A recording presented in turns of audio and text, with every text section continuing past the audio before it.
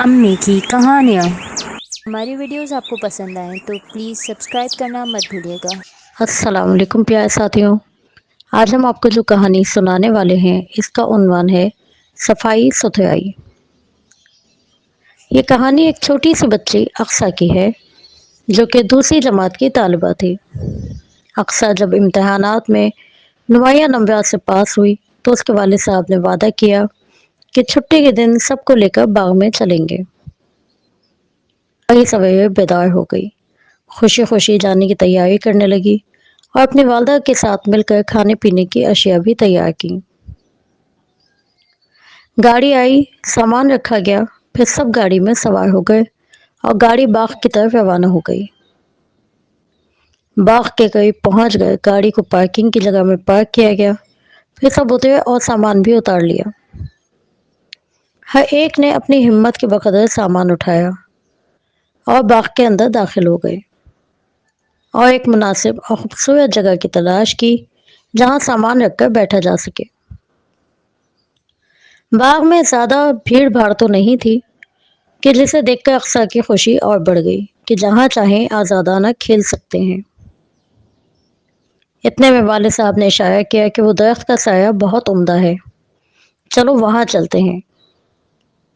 سب اس درخت کی طرف متوجہ ہوئے، لیکن جب پہنچے تو سب ٹھہر گئے کیونکہ وہاں بہت زیادہ گندگی پھیلی ہوئی تھی۔ ایسا لگ رہا تھا کہ جو لوگ یہاں پہلے بیٹھے تھے انہوں نے سارا کچرا اور بچا ہوا کھانا سب وہیں پھینک دیا تھا۔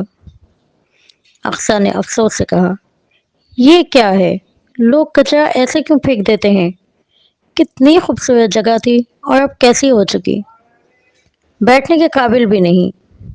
اقصیٰ کا گھرانہ دوسری جگہ تلاش کرنے آگے بڑھا، ایک اور خوبصورت درخت کے نیچے بیٹھ گئے جہاں گھاس بہت زیادہ تھی۔ لیکن یہ کیا، یہاں گندگی پہلے سے بھی زیادہ ہے۔ آگے بڑھے، تیسرا چوتھا، سب کا یہی حال تھا۔ اقصیٰ کو بہت ہی غصہ آیا کہ لوگ اس کی پرواہ کیوں نہیں کرتے، کیا انہیں نہیں معلوم کہ ان کے بعد بھی یہاں کوئی اور آئے گا؟ آخر تلاش کے بعد ایک عمدہ جگہ مل گئی، سایہ بھی اچھا تھا اور سبزہ بھی خوب تھا۔ سب نے سامان رکھا، زمین پر چٹائی بچھائی اور وہاں بیٹھ گئے تاکہ کچھ آرام کر لیں۔ اقصیٰ اپنے بھائیوں کے ساتھ خوب کھیلی، سب نے مل کر کھانا کھایا۔ نماز کا وقت آیا تو اقصیٰ نے بھی سب کے ساتھ مل کر نماز پڑھی۔ مغرب کے وقت واپسی کی تیاری شروع ہوئی، سامان باندھا، سارا کچرا ایک تھیلی میں ڈالا اور قریبی کچرا دان میں ڈال دیا۔ ہر ایک نے اپنے حصے کا سامان اٹھایا اور گاڑی کی طرف چل دیے۔ تھوڑا ہی چلے تھے کہ اقصیٰ دوبارہ دوڑتی ہوئی اسی جگہ واپس گئی۔ اقصیٰ کے والد بھی ٹھہر گئے کہ دیکھیں اقصیٰ کیا کرنے لگی ہے۔ اقصیٰ اسی جگہ پہنچی، وہاں ایک استعمال شدہ کپڑا پڑا تھا۔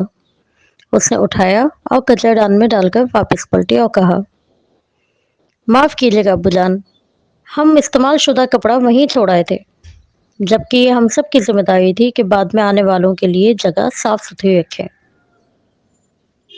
اقصیٰ کے والد صاحب اس کی بات سن کر مسکرا دیے۔ پیارے ساتھیوں، صفائی نصف ایمان ہے، گھر ہو یا اسکول یا باغیچہ، سب کو صاف ستھرا رکھنا ہے۔ اگر صفائی نہیں ہوگی تو اس سے دوسرے مسلمان بھائیوں کو تکلیف ہوگی، اور ویسے بھی صفائی ستھرائی صحت کی ضامن ہے۔ اگر ماحول صاف ستھرا ہے تو صحت اچھی، ورنہ صحت بھی بگڑ جاتی ہے۔ پیارے ساتھیوں، یقیناً آپ سب کو آج کی کہانی بہت پسند آئی ہوگی۔ کل ملیں گے پھر ایک نئی کہانی کے ساتھ، تب تک اللہ تعالیٰ آپ سب کا حافظ اور نگہبان۔